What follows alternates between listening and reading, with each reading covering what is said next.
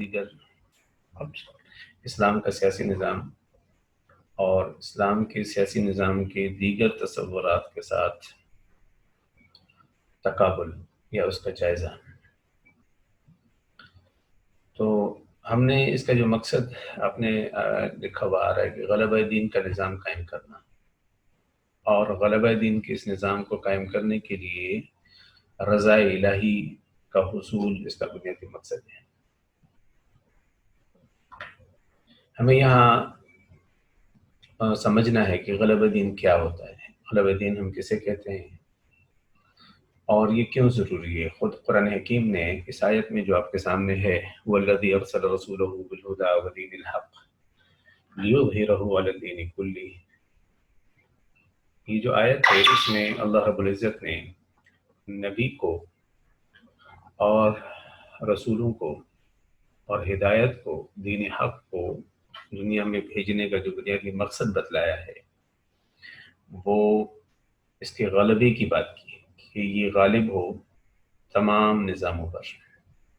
تو اللہ فرماتے ہیں کہ ہم نے انبیاء بھیجے، رسول بھیجے، ہدایت بھیجی، دین حق بھیجا، تاکہ اسے تمام ادیان پر، تمام نظاموں پر، ادیان دین بمانے نظام کے استعمال ہوتا ہے،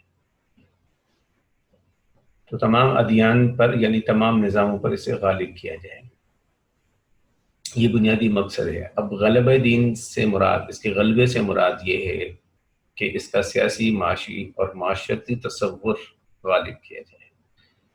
غلبہ دین سے مراد یہ نہیں ہوتا کہ اب عقیدے کو مسلط کرے، عقیدے کے اعتبار سے تمام سوسائٹی کے تمام انسانوں کو آزادی حاصل ہوتی ہے کہ وہ جو عقیدہ بہتر سمجھتے ہیں اسے اختیار کریں۔ گویا یہ عقیدے کے غلبے کا تصور نہیں ہوتا، بلکہ سیاسی نظام، معاشی نظام اور معاشرتی نظام کے وہ اصول جو انسانی ترقی کے لیے ضروری ہیں انہیں غالب کیا جائے۔ گویا اسلام اپنے سیاسی نظام سے، اپنے معاشی معاشرتی نظام سے انسانی سوسائٹی کے مسائل کو حل کرتا ہے، اور سیاست بنیادی طور پر مسائل کے حل کرنے کی اس بصیرت کا نام ہے، اس صلاحیت کا نام ہے جس سے ہم مسائل کو سمجھتے ہیں پہلے درجے میں، اور پھر ان مسائل کو حل کرنے کی صلاحیت پیدا کرتے ہیں اور عملی نظام کے ذریعے ان مسائل کو حل بھی کر لیتے ہیں، اسے ہم سیاست کہتے ہیں۔ تو غلبہ دین کے تصور کو جب ہم نے سمجھ لیا کہ غلبہ دین کے تصور کا مطلب عقیدے کا مسلط کرنا نہیں ہے، بلکہ سیاسی نظام، معاشی اور معاشرتی نظام کو غالب کرنا ہے، اور یہ سیاسی، معاشی اور معاشرتی اصول وہ تمام انسانوں کے لیے ان کو آزاد اور ان کو ترقی دینے کے لیے، آزاد کرنے اور آزاد انسانوں کو آزادانہ بنیادوں پر ترقی دینے کے مواقع فراہم کرتا ہے۔ تو یہ بلا تفریق ون نسل مذہب کے تمام انسانوں کی آزادی اور تمام انسانوں کے بنیادی حقوق دے کر ان کی حفاظت کرنے کا نظام ہے، سیاسی نظام۔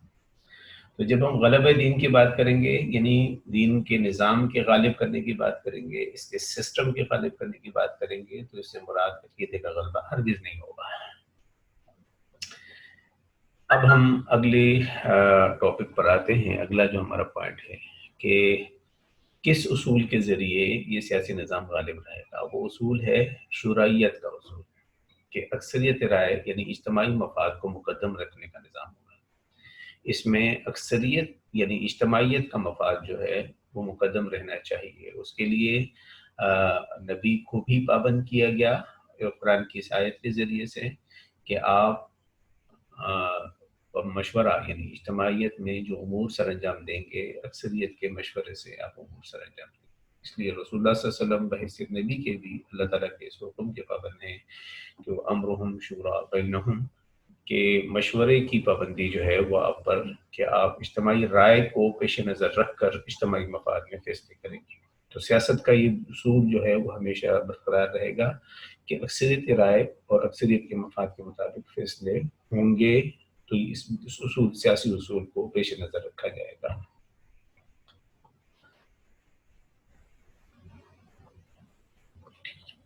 اب یہ کس طرز کا، آج کے دور میں کس طرز کا ہم سیاسی نظام بنا سکتے ہیں؟ اسلام نے جو رہنمائی کی ہے وہ یہ کیے کہ ہر شعبے کے ماہرین کے بورڈز ہوں، اور وہ اپنی بورڈز اکثریت رائے سے، جو رائے اس بورڈ میں اکثریت سے لوگ مانیں، اس کے اساس پر نظام قائم ہونا چاہیے.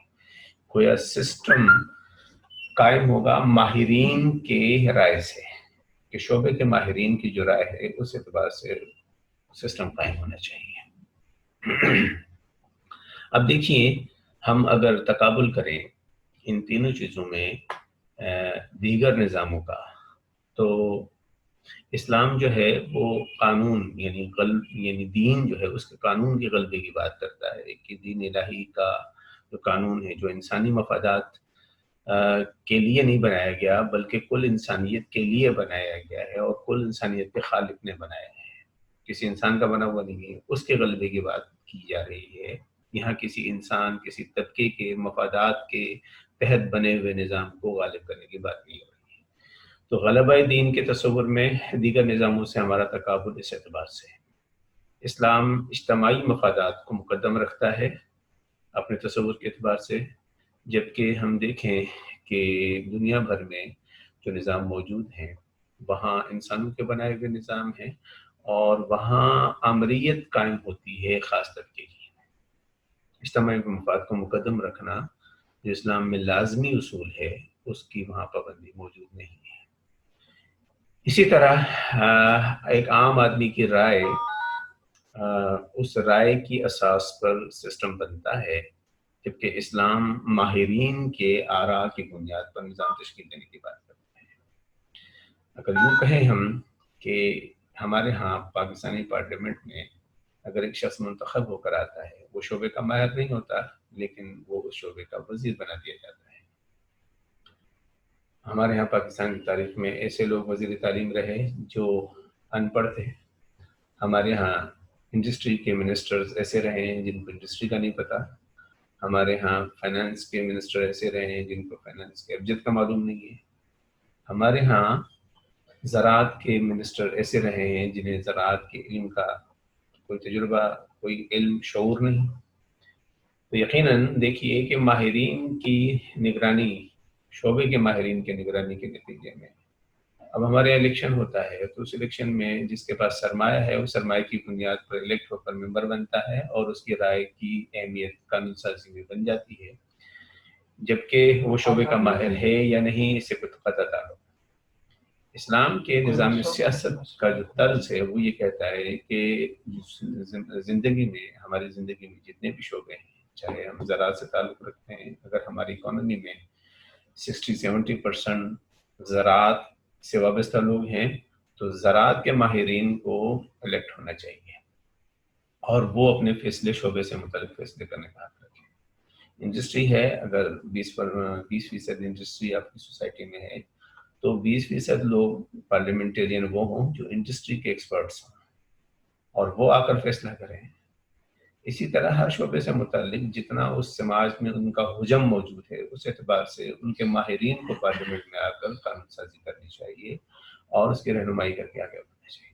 ہمارے ہاں نااہل لوگ، شعبے کے ماہرین نہیں ہوتے، وہ جب آ جاتے ہیں تو اس کے نتیجے میں یقیناً وہ اہلیت نہیں رکھتے اور انہیں استعمال کر لیا جاتا ہے. کچھ قوتیں انہیں اپنے مقاصد کے لیے استعمال کرتی ہیں ان کی نااہلی کی وجہ سے. اب یہاں ہمیں جو بنیادی بات سمجھنی ہے وہ یہ کہ ارتقاء کے نتیجے میں جو تبدیلی پیدا ہوتی ہے سسٹم میں، وہ اور اصول، اس کے فرق کو سمجھنا ہے. یہاں بہت سارے لوگ یہاں غلطی کر جاتے ہیں. وہ غلطی یہ کرتے ہیں کہ طرز حکومت کو یا طرز سیاست کو اصول سیاست سمجھتے ہیں، اور طرز حکمرانی کو وہ لازمی قرار دے دیتے ہیں اور اصول حکمرانی پر توجہ نہیں رکھتے. مثلا اسلام اصول حکمرانی کو لازمی قرار دیتا ہے، اور طرز حکومت وقت کے ساتھ ساتھ بدلتے رہتے ہیں. خلافت ایک طرز حکومت ہے، جمہوریت ایک طرز حکومت ہے.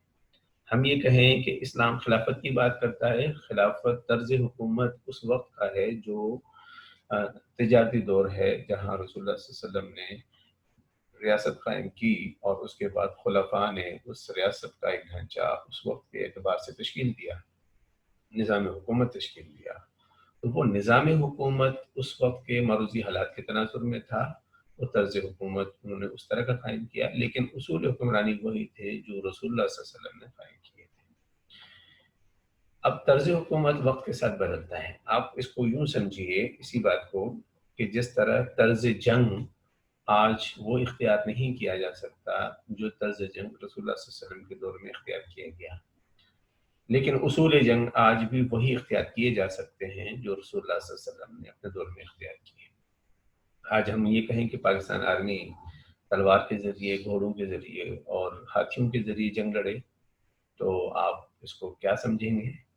یقیناً وہ طرز جنگ اختیار کیا گیا تھا رسول اللہ صلی اللہ علیہ وسلم کے دور میں، لیکن اگر آپ یہ کہیں گے کہ رسول اللہ صلی اللہ علیہ وسلم اصول جنگ جو بدر میں آپ نے اختیار کیے، جو احد میں اختیار کیے، جو آپ نے جنگ کے متعلق قاعدے اور ضابطے بنائے، ان کو پیش نظر رکھ کر پاکستان آرمی کا سسٹم بنایا جائے تو یقیناً یہ بات سمجھ میں آنے والی بات ہے۔ تو طرز جنگ وہ اختیار نہیں کیا جا سکتا، اصول جنگ اختیار کیے جا سکتے ہیں۔ طرز جنگ وقت کے ساتھ ساتھ بدلتے رہیں گے، جیسے جدت آتی جائے گی، سائنسی ترقی ہوتی جائے گی، طرز جنگ وقت کے ساتھ بدلتا جائے گا۔ آپ دیکھیں کہ ایک وقت میں تلوار سے لڑائی تھی، آگے چل کے جو جنگیں ہوئی وہ توپوں سے اور میزائلوں سے ہوئی، دنیا آگے بڑھی، ایٹم بم بنے اور دنیا اس سے بھی آگے بڑھتی جا رہی ہے۔ اب ڈیجیٹل وار ہے، اس کے ذریعے سے جنگیں لڑی جا رہی ہیں۔ جو طرز جنگ ہے وہ وقت کے ساتھ ساتھ بدلتا رہے گا، مزید جو آج ہے وہ آج سے 100 سال 50 سال بعد یہ طرز جنگ نہیں رہے گا۔ طرز جنگ وقت کے ساتھ بدلتا ہے، بالکل اسی طرح اگر یہ بات آپ سمجھ چکے تو طرز حکمرانی بھی وقت کے ساتھ بدلتا ہے۔ خلافت طرز حکمرانی ہے، اصول حکمرانی نہیں ہے۔ اصول حکمرانی وہی ہے جو ابھی ذکر ہوئے ہیں اور مزید آگے چل کر ہم ان پر بات کریں گے۔ اسلام کی سیاست کے جو اصول ہیں، اصول سیاست، وہ ذہن نشین کرنے کی ضرورت ہے۔ باقی یہ بات سمجھنا کہ اسلام کا طرز حکمرانی وہ کوئی منوان ہمیں آج اسی طرح قائم کرنا ہے، کوئی خلیفۃ المومنین، کوئی امیر المومنین ہوگا اور سارا سسٹم اس کے تحت چلے گا، یہ وہ بات ہے کہ آج آپ اس طرز جنگ کی بات، جنگ لڑنے والی بات کر رہے ہیں۔ تو اس اصول کو جب ہم سمجھ جاتے ہیں تو ہم یہ سمجھیں گے کہ آج کوئی بھی طرز حکمرانی ہو، ہمیں انہی اصول حکمرانی کی پابندی کرنی ہوگی جو اصول حکمرانی رسول اللہ صلی اللہ علیہ وسلم نے، قرآن حکیم نے ہمیں جن کا پابند بنایا، اور وہ کیا ہے، وہ خصوصیات ان کی کیا ہے، وہ اب ہم آگے چل کر یہ تقریباً 19 خصوصیات ہم نے یہاں پر آپ کے اس میں رکھی ہیں سلائڈز میں، آپ ان کو نوٹ ڈاؤن کرتے جائیں۔ بیسک کانسیپٹ آپ کی سمجھ میں آیا کہ اسلام کا سیاسی نظام جو مقصد رکھتا ہے وہ غلبہ دین کا نظام قائم کرنا، رضا الہی کے اصول، یہ دنیا میں کوئی مفاد نہیں، سیاسی جدوجہد آپ کسی دنیاوی مفاد کے لیے نہیں کرتے، سیاسی جدوجہد اللہ کو راضی کرنے کے لیے، اللہ کے بندوں کی مشکلات کو دور کرنے کے لیے اور اللہ کا دیا ہوا نظام اس کو غالب کرنے کے لیے اللہ کی مخلوق پر، یہ آپ کا بنیادی مقصد ہوتا ہے۔ اور قرآن حکیم نے اس کا مقصد اپنی اس آیت سے واضح کر دیا کہ ہم نے انبیاء کو جو ہے وہ غلبہ دین کے لیے بھیجا، اور پھر اصول جو ہوگا وہ شرعیت کا ہوگا، اکثریت رائے کے اجتماعی مفاد کو مقدم رکھ کر آپ اس اصول کے گرد اپنی سیاست کریں گے۔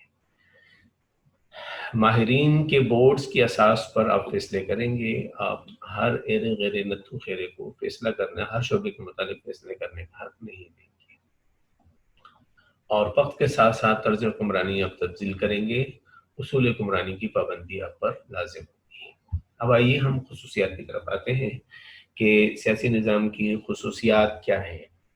سب سے پہلی خصوصیت ہے کہ اسلام ایک جامع تصور حیات ہے، یعنی زندگی کے تمام شعبوں سے متعلق رہنمائی دیتا ہے۔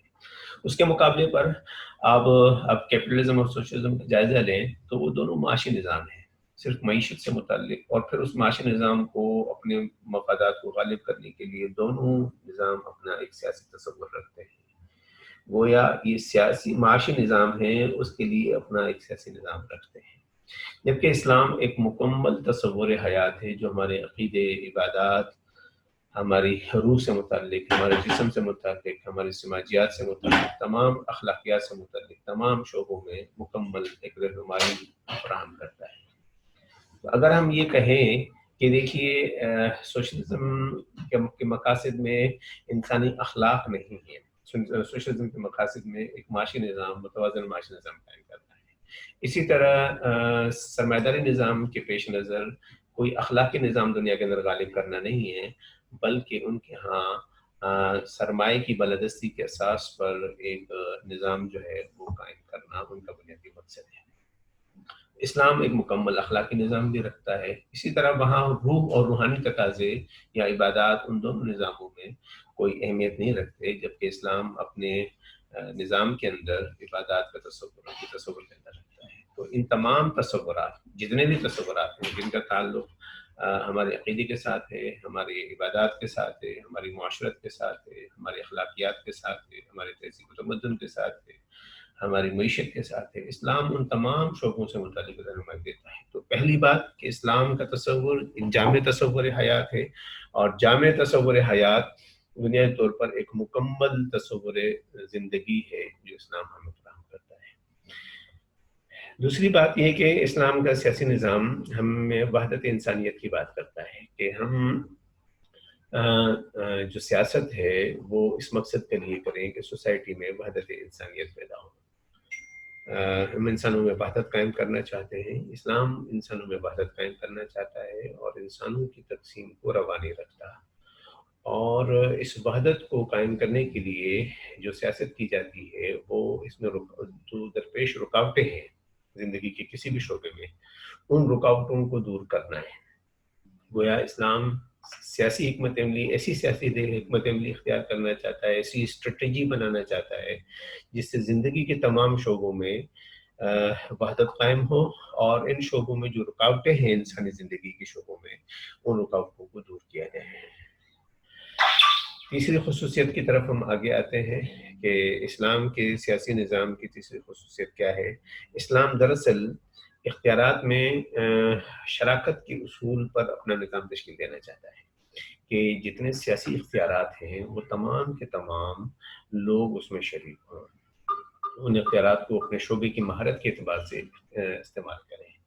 ہر آدمی کو اختیار ہے کہ وہ اپنی رائے دے، اور اگر اس کے پاس وہ رائے ہے تو اس رائے کا اظہار وہ اپنے سیاسی نظام کے ذریعے سے کرے، اور اپنے علم کی بنیاد پر، اپنے شعور کی بنیاد پر جتنی پختہ رائے اختیار کرے گا اس رائے کو اہمیت دی جائے گی.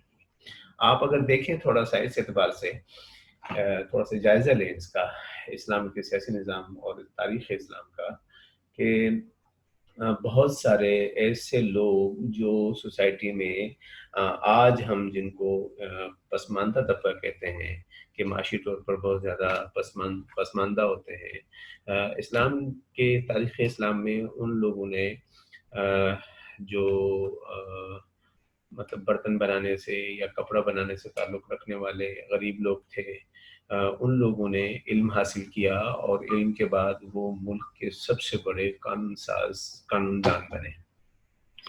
اور ان کو اس بات پر کوئی رکاوٹ نہیں تھی کہ وہ چونکہ بات ان کی موضوع تھی اور علم اور شعور سے متعلق تھی، تو حکمران بھی ان کے بنائے ہوئے قوانین کی پابندی کرنا ضروری سمجھتے تھے. تو اس کی وجہ یہی بنی کہ اسلام نے اپنے جو سیاسی نظام تشکیل دیا اس میں وسائل اور اختیارات تک رسائی جو ہے وہ سب کو دی. ہر آدمی کو یہ حق دیا کہ وہ اگر بہتر اور درست بات سمجھتا ہے تو اپنے نظام کی تشکیل میں اپنی رائے کو شامل کروائے، اور اس سے جو ہے وہ نظام کو اس کے مطابق تشکیل دیا جائے جو ایک رائے بن رہی ہے. وہ ہر شخص کی رائے کی اہمیت ہے، اگر وہ رائے علم کی بنیاد پر ہے، دلائل کی بنیاد پر ہے، استدلال کی بنیاد پر ہے، شعور کی بنیاد پر ہے.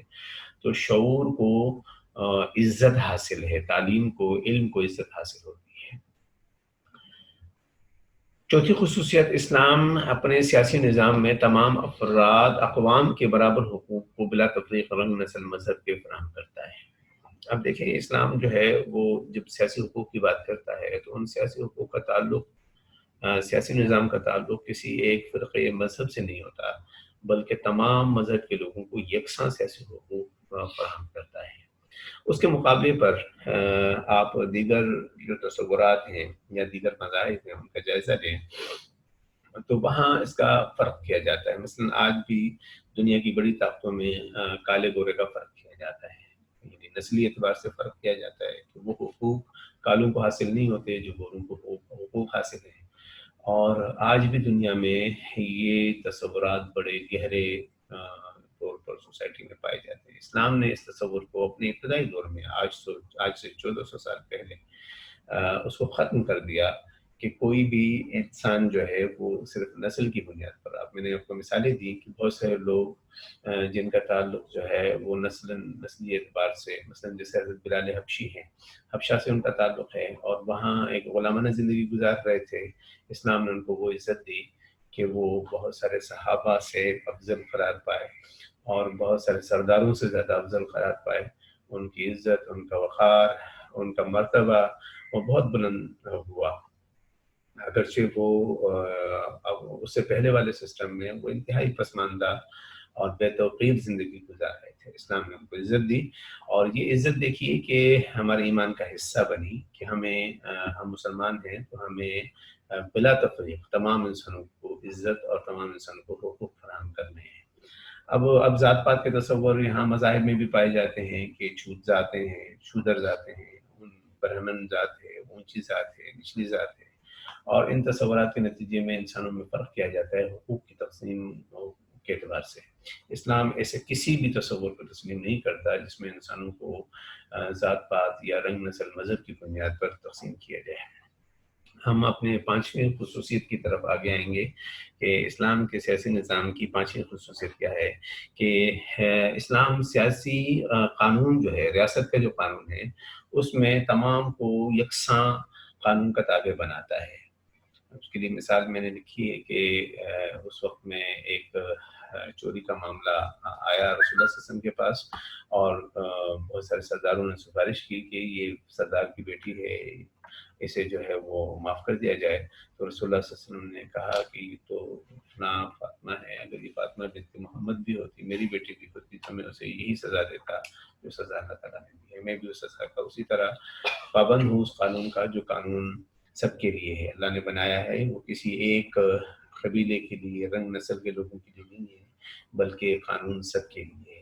جبکہ آج ہم دیکھتے ہیں کہ قانون کی پابندی سب کے لیے دنیا میں نہیں ہوتی، بلکہ جو بالادست طبقے ہوتے ہیں، حکمران طبقے ہوتے ہیں، بیوروکریسی ہوتی ہے، جاگیردار سرمایہ دار ہوتے ہیں، وہ قانون کو پرواہ نہیں کرتے اور قانون کے پابند نہیں ہوتے، اور کہیں اگر آ بھی جاتے ہیں تو بہت آسانی کے ساتھ قانون کے شکنجے سے نکل جاتے ہیں۔ بلکہ قانون جو ہے وہ ان کی حفاظت کر رہا ہوتا ہے، وہ قانون کے پابند نہیں ہوتے۔ قانون ان کا پابند ہوتا ہے کہ وہ جیسے چاہ رہے ہیں قانون کو ویسے موم کی ناک کی طرح بدل دیا جاتا ہے۔ تو قانون کی پابندی اسلام کے سیاسی نظام میں تمام افراد کے لیے، چاہے وہ کسی بھی اس سے تعلق رکھتے ہیں، کتنی بڑے مرتبے اور عزت اور وقار رکھتے ہیں، کتنا بڑا علمی حیثیت رکھتے ہیں، یا کوئی بھی مالی حیثیت کی تو تصور ہی نہیں ہے، کہ اس کے باوجود بھی وہ قانون کا اتنا ہی پابند ہوتا ہے، چاہے لیڈر ہے، رہبر ہے، رہنما ہے، کوئی بھی درجہ رکھتا ہے سوسائٹی میں، اس اعتبار سے اس کو قانون کو بائی پاس کرنے کا حق نہیں دیا جا سکتا۔ چھٹے نقطے کی طرف ہم آتے ہیں کہ اسلام کی جو بنیادی روح ہے وہ عدل و توازن کو قائم رکھنا ہے، زندگی کے ہر شعبے میں عدل و توازن کو برقرار رکھنا ہے۔ قرآن نے بڑے واضح حکم دیا کہ ان اللہ یامر بالعدل، اللہ تمہیں حکم دیتا ہے کہ عدل کو قائم کرو، اور عدل جو ہے بنیادی روح ہے سوسائٹی کے تمام امور کو تمام امور میں فیصلے کرنے اور تمام امور کو سر انجام دینے کے لیے جو بنیادی طور پر قاعدہ اور ضابطہ ہے وہ عدل ہے۔ عدل کی بنیادی اہمیت ہے، یعنی وہ ہماری معیشت سے متعلق ہو، کوئی شعبہ ہو، سیاست سے متعلق ہو، معاشرت سے متعلق ہو، تہذیب و تمدن سے متعلق ہو، رسم و رواج سے متعلق ہو، خاندانی زندگی سے متعلق ہو۔ عدل بنیادی روح ہے اسلام کے سیاسی نظام میں، جو ہر ایک اصول کو طے کرتے ہوئے ہم اس کو بنیاد پر رکھیں گے۔ ساتویں خصوصیت جو اسلام کے سیاسی نظام کی ہے کہ اسلام رفاہیت متوسطہ قائم کرنا چاہتا ہے۔ رفاہیت متوسطہ کیا چیز ہے؟ یعنی درمیانہ روی کا نظام۔ ہم تین تصورات اس اعتبار سے دنیا میں بنتے ہیں۔ ایک ہے رفاہیت ناقصہ، یعنی بالکل غربت کی زندگی، اور جہاں بنیادی ضروریات، انسانی ضروریات پوری نہ ہوں تو وہ حیوان سے نیچے درجے کے کا درجہ ہے جو حیوانیت سے بھی نیچے ہے. کہ بنیادی انسانی حقوق میسر نہ ہوں، خاندانی زندگی کے حقوق میسر نہ ہوں، شہری زندگی کے حقوق میسر نہ ہوں، تو ہم انہیں کیا کہتے ہیں کہ یہ حیوانی زندگی ہے کہ جہاں خاندانی زندگی اور شہری زندگی کی بنیادی سہولیات میسر نہیں ہیں. تو اسلام جو ہے وہ درمیانے درجے، متوازن درجے کا معاشرہ قائم کرنا چاہتا ہے. اور تیسرا درجہ ہوتا ہے رفاہیت بالغہ، یعنی تعیش و عیاشی کا معاشرہ، کہ ایسی سوسائٹی قائم کی جائے جہاں تعیشات، عیاشی، بیجا اسراف، بیجا خرچ اور لوگوں کے درمیان میں مقابلے بازی، مسابقت، اس طرح کی مسابقت، کی اونچ نیچ دکھانے کی مسابقت، رواج، رسم، فیشن، یہ سب چیزیں وہ تصورات ہوتے ہیں جو عیاشی اور پرتعیش زندگی کی طرف ہمیں لے جاتے ہیں. تو اسلام رفاہیت بالغہ یعنی عیاشی کی، تعیش کی زندگی کی بھی اجازت نہیں دیتا. اسلام رفاہیت ناقصہ یعنی بالکل بنیادی ضروریات سے محرومی کا معاشرہ بھی نہیں قائم کرنا چاہتا، بلکہ اسلام متوازن معاشرہ، رفاہیت متوسطہ یعنی درمیانہ درجہ جو ہے وہ انسانی وسائل کی تقسیم کا اور انسانی معاشرے کی تشکیل کا جو رفاہیت متوسطہ کا تصور ہے، قرآنی عدل اقتصادی جس کو ہم نے کہا ہے کہ قرآن کا اصول ہے کہ سوسائٹی میں اقتصادی عدل جو ہے وہ قائم کرنا، اور رفاہیت متوسطہ کے درجے میں دولت ہے تو وہ پورے معاشرے میں گردش کرے، کسی ایک طبقے میں محدود نہ رہے. ہم اس کو اس طرح سمجھ سکتے ہیں کہ دولت معاشرے میں اس طرح ہے جس طرح انسانی جسم میں خون ہے. اگر خون پورے جسم میں گردش کرے تو ہم کہتے ہیں کہ انسانی جسم صحت مند ہے. لیکن اگر یہ خون جسم کے کسی ایک حصے میں جمع ہو جائے اور جسم کے ایک دوسرے حصے کو بالکل بھی اس کی فراہمی روک دی جائے تو دونوں حصے جو ہے وہ نقصان ان میں پیدا ہو جاتا ہے، اس میں خرابی پیدا ہو جاتی ہے. جس میں بہت زیادہ خون جمع ہوا وہاں تھوڑا پھنسی نکل آتا ہے، جہاں بالکل خون نہیں پہنچتا وہاں پر فالج ہو جاتا ہے. تو دونوں حصے جو ہے انسانی جسم کے وہ تباہ و برباد ہو جاتے ہیں کہ جب اس میں متوازن خون کی سپلائی نہ ہو. اسی طرح دولت ہے، وہ جس حصے میں بالکل نہیں ہوتی وہ بنیادی اخلاقیات سے محروم ہو جاتا ہے، اور جس میں بہت زیادہ دولت جمع ہو جاتی ہے وہ تعیشات سے اخلاق اس کے برباد ہو جاتے ہیں. اسلام اخلاق پیدا کرنا چاہتا ہے، اس لیے دولت کا متوازن تقسیم کا نظام، رفاہیت متوسطہ جسے ہم کہتے ہیں، اسلام وہ قائم کرنا چاہتا ہے. ہم 8ویں خصوصیت کی طرف آئیں گے کہ یعنی عدلیہ کی جو بالادستی ہے اس کے تصور کو سمجھنا، کہ نظام عدل کو، عدل کی بالادستی کے ساتھ یہ نہ ہو کہ ہم اپنا نظام عدل یعنی عدلیہ کا جو نظام قائم کریں، نام تو اس ادارے کا ہم عدلیہ رکھیں کہ یہ عدلیہ ہے، لیکن حقیقت میں وہ طاقتوروں کی منشا کے مطابق فیصلے کرے تو وہ عدلیہ نہیں کہلائے گی، بلکہ وہ ظلمیہ کہہ سکتے ہیں آپ اسے، کہ وہ ظلم کے اساس پر، عدل کے نام پر ظلم کا نظام قائم ہوا ہے.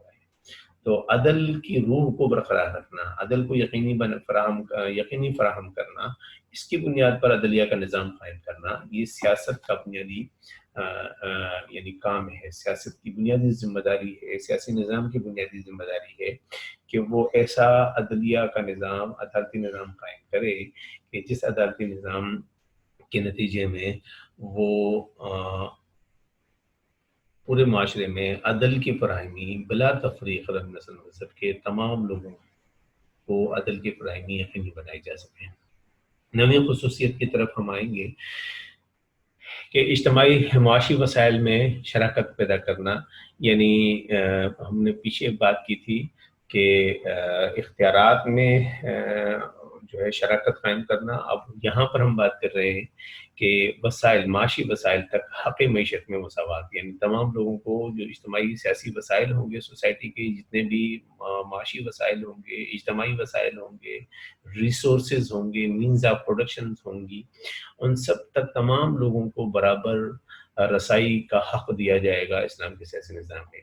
اور اس کے لیے انہوں نے آیت کا ذکر کیا تھا، وہ الذی خلق لکم ما فی الارض جمیعا. اللہ تعالیٰ فرماتے ہیں کہ اللہ وہ ہے کہ جس نے زمین میں جو کچھ پیدا کیا تم سب کے لیے پیدا کیا. تو اس چیز کو کہ وسائل تک رسائی تمام انسانوں کی برابری کے اساس پر ہونی چاہیے، یہ اسلام کے سیاسی نظام کا فرض ہے کہ وہ اس کو مینٹین رکھیں. اخلاقیات کو فروغ دینا اور بد اخلاقی کے تمام محرکات کا خاتمہ کرنا، یہ بھی سیاسی اسلام کے سیاسی نظام کی بنیادی خصوصیت یہ ہے کہ وہ اس میں اخلاق کو مینٹین رکھنا معاشرے کے اندر، اور ایسے تمام چیزیں جو انسانی اخلاق کو بگاڑنے کا سبب و ذریعہ بن رہی ہوں، ایسی تمام رسومات، ایسی تمام محرکات، ایسے تمام مجالس، اس طرح کی تمام چیزیں، ایکٹیویٹیز جو سوسائٹی میں ہوں جو انسانی اخلاق کو برباد کرتی ہوں، ان کو، ایسی ایکٹیویٹیز کو روکنا سیاسی نظام کی ذمہ داری ہے۔ اور اخلاق کے فروغ دینے کی ایکٹیویٹیز، ایسے اجتماعات، ایسے ماحول، ایسی تہوار، ایسی چیزیں کہ جن کے نتیجے میں اخلاق کو فروغ پائے، اخلاقی رویے بڑھیں، لوگوں کے اخلاقی معیار بلند سے بلند ہو، طہارت کا جو خلق ہے وہ پیدا ہو، معیشت میں، سیاست میں طہارت پیدا ہو، پاکیزہ خیالات پیدا ہوں، پاکیزگی پیدا ہو، اسی طرح اخبار کے تصور کی عجز و انکساری پیدا ہو، تکبر کا خاتمہ ہو، جتنے بھی اخلاق ہیں، عدل کے اخلاق ہیں، فیاضی کا اخلاق ہے لوگوں میں، اس طرح کی رسم و رواج کو فروغ دینا، اور ایسے تمام رسوم کو جو اس کے مقابلے پر بد اخلاقی پیدا کرتی ہیں، ان کو روکنا، ان کو ختم کرنا، ان محرکات کا خاتمہ کرنا، یہ سیاسی نظام کا بنیادی قاعدہ ہے۔ ہم 11ویں خصوصیت کی طرف آتے ہیں کہ اسلام کے سیاسی نظام کی 11ویں خصوصیت کیا ہے۔ اسلام تمام مذاہب کو تحفظ فراہم کرنا، یہ اسلام کے سیاسی نظام کا قاعدہ ہے کہ وہ تمام مذاہب کو اپنی عبادت کرنے، عبادت گاہوں کے تحفظ، ان کے رسم و رواج کے تحفظ کی اسلام بات کرتا ہے۔ رسول اللہ صلی اللہ علیہ وسلم نے وصیتیں فرمائی اور تحریری وصیتیں دی کہ ان کے گرجا گھروں کو کچھ مت کہنا، ان کے مندروں کو کچھ مت کہنا، اور ان کی عبادت گاہوں کو کچھ نہ کہنا، ان کے راہبوں کو کچھ مت کیجیے گا، ان کے جو مقدس لوگ ہیں ان کی حفاظت کرنی ہے، ان کو تحفظ فراہم کرنا ہے، ریاست کی ذمہ داری ہے۔ گویا ریاست کی ذمہ داری جو رسول اللہ صلی اللہ علیہ وسلم نے جنگی حالت میں بھی اس کی اجازت نہیں دی، تو امن کی حالت میں اس طرح کی اجازت کبھی بھی نہیں دی جا سکتی کہ کسی بھی مذہب کے لوگوں کی مذہبی عبادت گاہوں وہ جو ہے وہ کسی قسم کا کوئی خطرہ، کوئی تحفظ لاحق ہو، اس کا سدباب کرنا اسلام کے سیاسی نظام کی بنیادی ذمہ داری ہے۔ اسلام جنگ اور امن دونوں کے قاعدے اور ضابطے رکھتا ہے، اور اس جنگ میں بھی دشمن کے اور یا مخالفین کے جو عقائد ہیں، عبادات ہیں، مقدس مقامات ہیں، ان کی حفاظت اس وقت بھی کرتا ہے، تو امن میں تو بدرجہ عدم اس کی حفاظت کی بات کرتا ہے۔ آج ہمارے ہاں ایک بڑا المیہ ہے کہ مسلمان جو ہے وہ اس طرف چلا جاتا ہے کہ ہم جو ہے وہ مذہب کی بنیاد پر تشدد کے نظریات اختیار کرتے ہیں، اور مذہب کی بنیاد پر تشدد کے نظریات کا نتیجہ کیا نکلتا ہے کہ ہماری پہچان دنیا بھر میں عدم برداشت کی صورت میں دنیا سمجھتی ہے کہ ہم کسی مذہب کو دنیا میں جینے نہیں دینا چاہتے، کسی مذہب کو برقرار، کسی بھی اس کو برقرار نہیں رکھنا چاہتے، بلکہ تمام کا خاتمہ جو ہے ہم کرنا چاہتے ہیں، دبانا چاہتے ہیں۔ تو یہ جو تصور ہے، یہ تصور بہت ہی خطرناک ہے، یہ اسلام کے تصور کے خلاف ہمارے رویے بنا دیے گئے ہیں، یا ہمیں اس طرف لایا گیا ہماری غلط لیڈرشپ کے ذریعے سے، غلط لوگوں کے ذریعے سے ہمیں اس طرف لایا گیا کہ ہم اسلام کا ایسا تصور پیش کریں کہ اسلام مذاہب کو مٹانے کے لیے آیا ہے، عقیدوں کو ختم کرنے کے لیے آیا ہے، بلکہ ہمارے ہاں جو پچھلے ادوار میں ریاستی سرپرستی میں جو جہاد کا کلچر، جی ہم بات کر رہے تھے کہ مذاہب کے تحفظ کے حوالے سے ہمارے ہاں بہت زیادہ مسلمانوں میں عدم برداشت پایا جاتا ہے، اور یہ عدم برداشت ریاست نے ایک وقت میں ہمیں شروع میں تقسیم ہند کے وقت ہندو مسلم فساد کھڑا کیا، اور اس کے بعد پھر ہم یہاں پاکستان بنانے کے بعد ہم سوشلزم سے نفرت کی بنیاد پر افغان وار میں انوالو کر دیے گئے، اور ہمیں سوشلزم سے نفرت ہمارے یہاں پیدا کی گئی، ہندو مذہب سے نفرت پیدا کی گئی، پھر دنیا کے دیگر مذاہب سے نفرت پیدا کر کے ہمیں ان کے مقابلے پہ لا کے کھڑا کر دیا گیا۔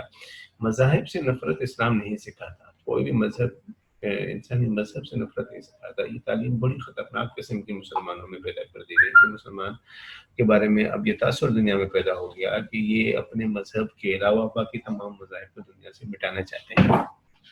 اسلام مذہب مٹاؤ تحریک کا نام نہیں ہے، اسلام ایک شعور اور تہذیب کی تحریک ہے جو تمام مذاہب کو تحفظ فراہم کرتا ہے۔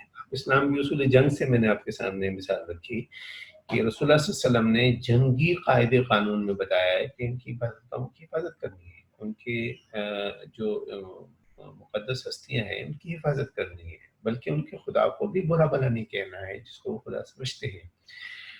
اسلام کی تعلیمات اس حوالے سے بہت مختلف ہیں، ہمارے رویے اس حوالے سے بہت مختلف ہیں۔ ہمارے رویے جو ہے مفاد پرست قوتوں نے بنائے ہیں، وہ اسلام کی تعلیمات کے مطابق نہیں ہیں، وہ اسلام کی تعلیمات کے خلاف ہیں۔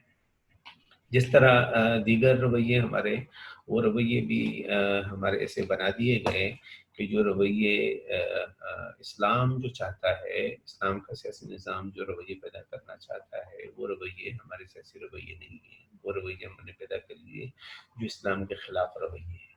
مثلا ہم نے پیچھے ایک ذکر کیا خصوصیات میں، اسلام جامع تصور حیات کی بات کرتا ہے، جبکہ ہم مسلمان اسلام کی جزئی تصور کو مانتے ہیں، یعنی ایک شعبے کے تصور کو مانتے ہیں۔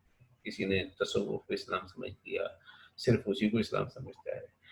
کوئی مدرسے کی تعلیم کو یعنی شریعت کی تعلیم کو مکمل اسلام سمجھ لیا، اور وہ اس کے مطابق ہی جو ہے نا وہ بس وہ اسی کو اسلام سمجھتا ہے، پڑھنے پڑھانے کے عمل کو، شریعت کو اسلام سمجھتا ہے، باقی اسلام کے شعبوں کو نہیں مانتا۔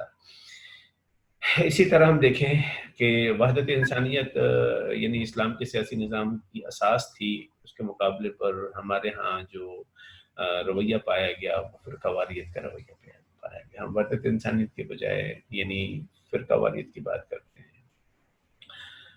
اسی طرح اختیارات میں شراکت کی بات ہم نے کی تھی خصوصیات کے اعتبار سے، کہ تیسری خصوصیت جو ہے وہ اختیارات میں شراکت اسلام چاہتا ہے، جبکہ ہم نے اپنی سوسائٹی میں کچھ گروہوں کو، سرمایہ دار، جاگیردار، بیوروکریسی کے گروہوں کو، ان کی جو ہے بالادستی اور اکثریت کو وسائل سے محروم، اختیارات سے محروم ہم نے جو ہے وہ بنایا ہوا ہے۔ تو ہمارا رویہ اسلام کے رویوں کے بالکل الگ تھلگ ہمارا معاشرہ تشکیل ہوا ہے۔ خدمت انسانیت اسلام بات کرتا ہے کہ انسانیت خدمت ہونی چاہیے، جبکہ ہم مسلم فرقے کی مسلمانوں کو دوسرے انسانوں سے الگ سمجھ کر صرف مسلمانوں کی بات کرتے ہیں، مسلمان کو فرقے کے طور پر پیش کرتے ہیں۔ اسلام انسانیت کی بات کرتا ہے، خدمت کی بات کرتا ہے، تو تمام انسانوں کی خدمت کی بات کرتا ہے۔ ہم نے اسلام کے سیاسی قانون 5ویں قانون میں یہ بات پڑھی تھی کہ قانون کی حکمرانی، جبکہ ہم دیکھتے ہیں طاقتوروں کی منشا کے مطابق ہمارا معاشرہ تشکیل پایا ہوا ہے۔ اسی طرح ہم دیکھیں کہ اسلام عدل و توازن کی بات کرتا ہے، سوسائٹی میں ظلم اور زیادتی نظر آتی ہے۔ اسلام رفاہیت متوسطہ قائم کرنا چاہتا ہے، جبکہ ہم دیکھیں سوسائٹی میں رفاہیت ناقصہ بھی موجود ہے، رفاہیت بالغہ بھی موجود ہے، یعنی ایک بالکل وسائل سے محروم طبقہ سوسائٹی میں موجود ہے، ایک وہ ہے جس کے پاس بہت زیادہ ضرورت سے زیادہ وسائل موجود ہیں اور وہ تعیش کے ذمہ دار ہے۔ اسی طرح اسلام اپنے سیاسی نظام میں عدل کو لازمی قرار دیتا ہے، اور ہمارے ہاں وہاں اللہ حکم دیتے ہیں ان اللہ یأمر بالعدل، اور ادھر ہم دیکھیں تو یہاں پر ہمارے ہاں ظلم سوسائٹی میں موجود ہے۔ 9ویں قانون کے اعتبار سے ہم نے دیکھا کہ اسلام وسائل معیشت میں توازن کی بات کرتا ہے، جبکہ ہمارے ہاں وسائل معیشت پر طاقتور طبقے کا قبضہ سوسائٹی میں موجود ہے۔ 10ویں خصوصیت میں ہم نے بات کی تھی کہ اسلام اخلاقیات کی بات کرتا ہے، جبکہ ہم اپنے معاشرے کا اگر جائزہ لیں تو بد اخلاقی، بد تہذیبی کا ماحول ہماری سوسائٹی میں موجود ہے۔ ایک وہ تصورات ہیں جو اسلام کے ہیں، اور ایک وہ تصورات ہیں جو ہم نے اختیار کر رکھے ہیں۔ دونوں کا تقابل کریں اور ہم یہ دیکھیں کہ ہمارے تصورات ہمیں ترقی پہ لے جائیں گے، یا اسلام کے تصورات ہمیں ترقی یافتہ سوسائٹی اور ایک بہتر اور مہذب سوسائٹی قائم کرنے کی بات کرتے ہیں۔ ہماری ترقی، ہمارا مستقبل کس تصور میں ہے، اسلام کے سیاسی تصور میں ہے، یا موجودہ مروجہ ہمارا جو سیاسی تصور، سیاسی رویے ہیں ہمارے ہیں وہ درست ہیں۔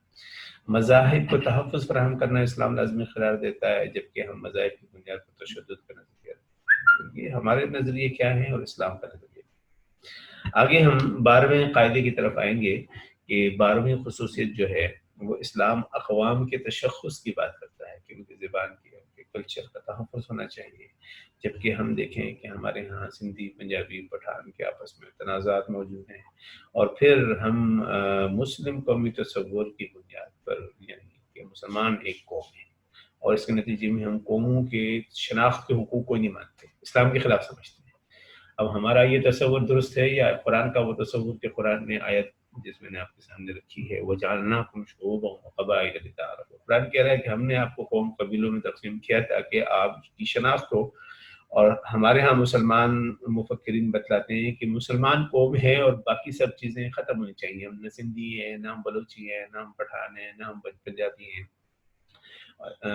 اس کا مطلب یہ ہوا کہ اللہ کی بنائی ہوئی جو فطری تقسیم یعنی شناخت ہے، اس شناخت کو ہم اسلام کے نام پر کیوں مٹانا چاہ رہے ہیں؟ اسلام کا ایسا تصور جو تصور نیچر کے خلاف ہے، حقیقت کے خلاف ہے، وہ ہمیں نہیں قائم بتانا چاہیے. اسلام کو وہ تصور قائم کرنا چاہیے کہ اسلام بے شک انسانیت کی بات کرتا ہے، لیکن اسلام اقوام کو ان کے تشخص کی بات بھی کرتا ہے. وہ نیچرل ہے، وہ تعارف کی حد تک ہے. اسلام کسی بھی ایک عقیدے کے لوگوں کو یا کسی بھی ایک نسل کے لوگوں کو یا کسی قوم کو جو اپنی خاص زبان رکھتی ہے تمام انسانوں پر مسلط کرنے کی بات نہیں کرتا، بلکہ ہر ایک قوم کو اس کی اپنی زبان کے ساتھ، اس کی اپنی شناخت کے ساتھ اس کو برقرار رہنے کی یقین دہانی کراتا ہے. تو اسلام جس طرح اس کی بات کرتا ہے وہ ہمارے ہاں بالکل مختلف ہے. یا تو ہم بالکل قوم پرست بن کر اپنی قوم کو دوسری قوموں کو مٹانے کے لیے استعمال کرتے ہیں اور کہتے ہیں کہ صرف ہماری قوم ہے، صرف ہماری زبان ہے، صرف ہمارا کلچر ہے، باقی سب ختم ہونے چاہیے. یا پھر ہم ایسا مسلم تصور، مذہبی تصور رکھتے ہیں کہ ہم قوموں کے تشخص کے خلاف اسلام سمجھتے ہیں. ہم ایک انتہا کو یا دوسری انتہا کو پکڑ لیتے ہیں، حالانکہ اسلام جو ہے وہ ایک معتدل قومی تشخص کی بات کرتا ہے جس میں قوموں کی شناخت، زبان کے تحفظ کی بات بھی کرتا ہے اور ان کو انسانیت کے ساتھ ہم آہنگ، بین الاقوامیت کے ساتھ ہم آہنگ بنانے کی بات بھی کرتا ہے. اگلا جو ہے 13 نمبر خصوصیات جو آپ نے دیکھی ہیں، اس میں اسلام جو ہے وہ معاہدوں کی پاسداری کی بات کرتا ہے. وہ معاہدے کی پاسداری کو یقینی بنانے کے لیے تمام معاہدات اور قوانین میں ملکی اور غیر ملکی افراد ہوں اور یا سفیر ہوں، کسی بھی قسم کے جو ہے نا افراد ہوں، کسی کو بھی قوانین توڑنے کی اجازت نہیں دیتا، بلکہ ان معاہدوں اور قوانین کی پابندی ان پر بھی لازمی قرار دیتا ہے. حکمران ہوں تو حکمرانوں کو جو ہے یہ حق حاصل نہیں ہے کہ وہ معاہدے کی خلاف ورزی کرے یا معاہدے کو توڑے. معاہدے کی پابندی ہے سب کے لیے ضروری ہے، اور یہ معاہدے چاہے ایک خاندان کا معاہدہ ہو، میاں بیوی کو یہ حق نہیں دیتا کہ کوئی بھی اب اس معاہدے کی خلاف ورزی کرے. شہری معاہدے ہیں، سوشل کانٹریکٹ ہے، اس کو توڑنے کا حکم نہیں دیتا کہ اپنا آپ توڑ میں کمی کریں یا شہری معاہدے کو توڑیں آپ. اسی طرح اسلام جو ہے قومی معاہدات کی پاسداری کی بات کرتا ہے، بین الاقوامی معاہدات کی پاسداری کی بات کرتا ہے. اسلام معاہدوں کی پاسداری کی بات کرتا ہے، اور اس حوالے سے کوئی بھی ایسا تصور جو معاہدات کو توڑتا ہے، نقصان پہنچاتا ہے، اسلام اس کی اجازت قطعاً کسی صورت میں بھی نہیں دیتا ہے. چودھویں خصوصیت جس کی ہم بات کر رہے ہیں کہ اسلام جو ہے وہ اپنے سیاسی نظام میں سربراہ حکومت، ریاست اور غیر ملکی حکام، سفیروں، ملکی قوانین سے استثناء حاصل نہیں دیتا. کسی کو اس کا استثناء حاصل نہیں ہے کہ وہ قانون کو توڑے. ہمارے ہاں حکمرانوں کو استثناء حاصل ہوتا ہے، سوسائٹی میں ہم دیکھتے ہیں، اور بہت سارے یعنی ایسے لوگ ہیں جو قانون سے استثناء حاصل کر لیتے ہیں. اسلام اپنے سیاسی نظام میں کسی کو بھی قانون سے ماورا نہیں سمجھتا، حکمران کو بھی نہیں سمجھتا، یہاں تک کہ انبیاء بھی اپنے آپ کو قانون کے تابع سمجھتے رہے ہیں. 15 نمبر پر جو خصوصیت ہے اسلام کے سیاسی نظام میں قومی اور بین الاقوامی معاہدوں کے لیے یعنی ملکی مفاد کو قربان کیا جاتا ہے. اسلام یہ بات کہتا ہے کہ ملی مفاد کو، یعنی آپ مسلمان ہیں، آپ نے کلمہ پڑھا، اور بہت سارے لوگ دنیا میں مسلمان ہیں جو کلمہ پڑھتے ہیں، آپ کا ان کے ساتھ ایک معاہدہ کلمے کی بنیاد پر ہے، لیکن یہ معاہدہ پابند کرتا ہے آپ کو کہ آپ جو آپ کے قومی معاہدے ہیں وہ ان کی بنیاد پر آپ ان معاہدات کو اولیت دیں گے جو آپ کے قومی معاہدے ہیں.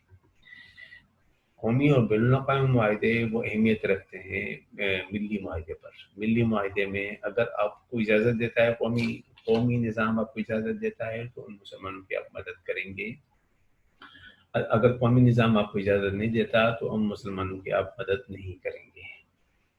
قرآن حکیم میں ہجرت سے متعلق جو قانون بیان کیا گیا ہے کہ جو مسلمان وہاں رہ گئے ہیں، ہجرت انہوں نے نہیں کی ہے، تو ان کی مدد آپ پر لازم نہیں ہے اگر کسی کوئی معاہدہ آپ کو روکتا ہے۔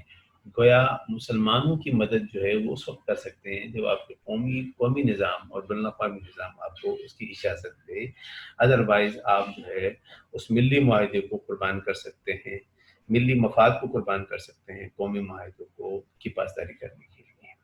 تو یہ اصول دیکھیں، اسلام کی قومی معاہدوں کو اور بین الاقوامی معاہدوں کو کتنی اہمیت دیتا ہے کہ اس کے لیے مسلمانوں کے مفاد کو قربان کرنے کی بات کی گئی ہے۔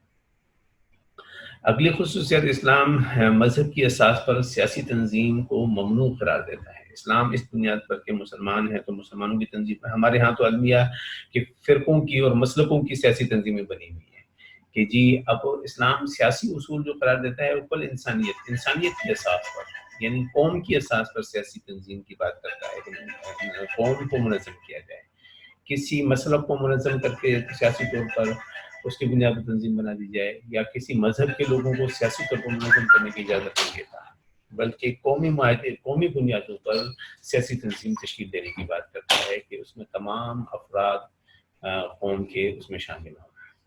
ہمارے ہاں بہت بڑی بدقسمتی ہے کہ جو ہمارے ہاں جو سیاسی تنظیمیں ہیں وہ یا تو مسلک کی بنیاد پر ہیں یا زبانوں کی بنیاد پر بنی ہوئی ہیں، تو یہ تقسیم کرتی ہیں معاشرے کو۔ قومی بنیادوں پر سیاسی تنظیم بننی چاہیے، قومی ایجنڈے کو سامنے لانا چاہیے، قومی مفاد کو سامنے لانا چاہیے۔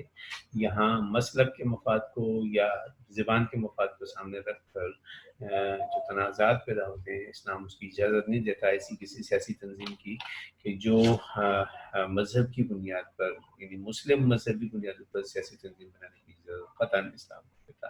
اس سے اسلام کا وہ تصور آپ کو سمجھنے میں مدد ملے گی کہ اسلام قومی حقوق کو اولیت دیتا ہے، اور تنظیم قومی حقوق کو قائم کرنے کے لیے تنظیم بنانے کی اجازت دیتا ہے کہ آپ قومی فرائض کو، قومی ذمہ داریوں کو انجام دینے کے لیے انسانوں کو باہم مل کر کردار ادا کرنا چاہیے۔ محض مذہب کی تحفظ کے لیے آپ سیاسی تنظیم بنائیں اور اس سے دیگر مذاہب کے لوگوں کے ساتھ آپ کا ٹکراؤ پیدا ہو، اسلام قطعاً اس کو جائز قرار نہیں دیتا، اس کی اجازت نہیں دے سکتا کہ آپ اس طرح کی کوئی آرگنائزیشن بنائیں۔ 17واں جو قاعدہ ہے یا خصوصیت ہے اسلامی سیاسی نظام کی، بین الاقوامی تعلقات کے ذریعے عدل و مساوات کو دنیا میں غالب کرنے کے لیے جدوجہد کردار ادا کرنا۔ گویا ہماری جتنے بھی خارجہ پالیسی، اسلام کے سیاسی نظام کی خارجہ پالیسی ہوگی، وہ عدل و مساوات، یعنی دنیا میں معاشی عدل قائم کرنے اور دنیا میں برابری کو قائم کرنے کے لیے آپ اپنی خارجہ پالیسی تشکیل دیں گے۔ قوموں کے ساتھ تعلقات اس بنیاد پر ہوں گے، جو قومیں عدل کو نہیں مانتی، جو ملکی نظام مساوات کو نہیں مانتے، ان کے ساتھ آپ کے معاہدے نہیں ہوں گے۔ ان قوموں کے ساتھ، ان ملکوں کے ساتھ آپ کے معاہدات ہوں گے جو آپ کے نظریے عدل کو، معاشی عدل کو اور آپ کے نظریے مساوات کو تسلیم کرتے ہوں گے۔ گویا آپ کی خارجہ پالیسی کی اساس انسانیت کے لیے مفید نظام عدل اور نظام مساوات، اس کی بنیاد پر آپ اپنے فارن پالیسی کو آگے بڑھائیں گے۔ ہماری بدقسمتی یہ ہے کہ ہم ظالم قوتوں کے ساتھ ہم اپنی فارن پالیسی کے معاہدات رکھتے ہیں۔ ہم نے اپنی فارن پالیسی 70 سالوں میں ملک کے اندر جو برقرار رکھی ہوئی ہے، وہ جو ظالم قوتیں ان کے اعلیٰ بن کر ان کی مرضی کے مطابق ہم سرنڈر کر کے اپنی پالیسی بناتے رہے ہیں۔ انہوں نے ہم سے کہا کہ آپ جو ہے وہ اپنے پڑوسی ملکوں کے ساتھ جنگ کریں، تو ظلم کریں ان کے ساتھ، تو ہم تیار ہو گئے اور ہم نے یہاں مذہبی لشکر تیار کر کے ہم نے سوشلزم کے ساتھ جنگ کی، ہم نے انڈیا کے ساتھ جنگیں کی، ہم نے ایران کے ساتھ وارانہ بنیاد پر محاذ آرائی کو برقرار رکھا۔ ہم نے وہ پالیسیاں اختیار کی جو پالیسیاں ظلم کے ظالموں کی تھیں، عدل کی بنیاد پر، بقائے باہمی کی بنیاد پر، مساوات کی بنیاد پر ہم نے اپنی فارن پالیسی آج تک تشکیل نہیں دی ہیں۔ ایک ہمارے رویے ہیں اور ایک اسلام کے اصول ہیں، دونوں میں بہت زیادہ فرق ہے۔ اسلام جو ہے وہ ایک ایسی عالمی معیشت تشکیل دینے کی بات کرتا ہے، عالمی سیاست تشکیل دینے کی بات کرتا ہے، جس سے ہم خود کفالت حاصل کر کے دیگر اقوام کی ترقی میں اپنا کردار ادا کریں۔ ہمیں ایسا معاشی نظام تشکیل دینے کی بات کرتا ہے کہ تمام قومیں خود کفیل ہوں، اپنے وسائل اپنے اوپر خرچ کریں۔ ہمارے یہاں کتنا بڑا المیہ ہے کہ ہمارے وسائل کو کون استعمال کرتا ہے؟ ملٹی نیشنل کمپنیاں آ کر ہمارے وسائل کو ایکسپلائٹ کرتی ہیں. تو ہمیں اپنے وسائل اپنے لیے استعمال کرنے چاہیے اور اپنی قوم کو خود کفیل بنانا چاہیے، جبکہ دنیا کے دیگر نظام قوموں کے وسائل کو لوٹنے کے اساس پر ہیں. اگر ہم دیکھیں کہ اس وقت عالمی طاقتیں کیا کرتی ہیں کہ عرب کے وسائل کو، ان کے تیل کو لوٹنے کے لیے وہاں مسلط ہو جاتی ہیں، افریقہ کے وسائل کو لوٹنے کے لیے وہاں مسلط ہو جاتی ہیں، وہاں کے وسائل سونے کے ذخائر کو لوٹا جاتا ہے. اس طرح پاکستان کے وسائل کو، دنیا بھر کے وسائل کو لوٹنے کے لیے عالمی نظام قائم کیے ہوئے ہیں. آئی ایم ایف بنا ہوا ہے، ورلڈ بینک بنا ہوا ہے، ملٹی نیشنل کمپنیاں، عالمی مالیاتی ادارے بنے ہوئے ہیں، دنیا کے وسائل کو لوٹ کر ایکسپلائٹ کرتے ہیں. اسلام اس کی قطعاً اجازت نہیں دیتا. اسلام ایسی عالمی معیشت تشکیل دینا چاہتا ہے، ایسی عالمی سیاسی نظام تشکیل دینا چاہتا ہے جس سے قومیں خود کفیل ہوں اور اپنے پاؤں پہ کھڑے ہوں اور اپنے وسائل خود خرچ کریں اور دوسری قوموں کی مدد کریں، ایکسپلائٹ نہ کریں، لوٹیں نہیں، بلکہ ان اقوام کے جو کمزور اقوام ہیں، وسائل ان کے پاس نہیں ہے، تو ان کو ترقی میں اپنے وسائل ان کے ساتھ شیئر کریں. اب یہ آخری خصوصیت ہے اس اسلام کے سیاسی نظام کی، یہاں ہمیں سمجھنی چاہیے کہ اسلام کے سیاسی نظام میں جو سسٹم چلانے والی مقتدرہ ہوتی ہے، بیوروکریسی ہوتی ہے، اس بیوروکریسی پر، سسٹم چلانے والے سربراہ پر، یعنی ناظم جو ہوتا ہے اس کے اوپر سیاسی نظام کا کسی بھی سطح کا ناظم ہے، وہ وہاں کی امامت، نظام کی امامت اس کے ذمہ ہے. گویا اس کا 5 وقت رابطہ جو ہے وہ اپنی عوام کے ساتھ ہونا چاہیے. اسلام لازمی قرار دیتا ہے کہ امامت کا حق عام نمازوں میں بھی اور جمعے کی نماز میں بھی. گویا اب اگر اس طرح آسان سمجھیں کہ ہر ایک مسجد، کسی بھی اگر تھانے کی مسجد ہے تو اس تھانے کی مسجد میں ایس آئی جتنے بھی ہیں وہ ان کو مساجد تقسیم کر کے دی جائیں اور وہ وہاں نماز پڑھایا کریں 5 وقت کی. اور ایس ایچ او صاحب جو ہیں وہ جو 6 مساجد ہیں ان پر جو جمعے کی جو بڑا اجتماع ہوگا وہ ایس ایچ او صاحب پڑھائیں گے. اس سے بڑا اجتماع ہوگا اس کو ایس ایس پی صاحب پڑھائیں گے، ایس پی صاحب پڑھائیں گے. اس سے بڑے اجتماع سے جو ہے وہ آئی جی صاحب، اور اس طرح ریاست کے حکمران تک تمام لوگ نماز پڑھانے کے پابند ہیں کہ وہ اپنے جس جورسڈکشن میں وہ سربراہ ہیں، جس جورسڈکشن میں وہ ناظم ہیں، جس جورسڈکشن میں وہ ایڈمنسٹریٹر ہیں، اپنی ایڈمنسٹریشن کے نیچے جتنے لوگ ہیں ان کو نماز پڑھانے کا پابند وہاں کا سربراہ ہے.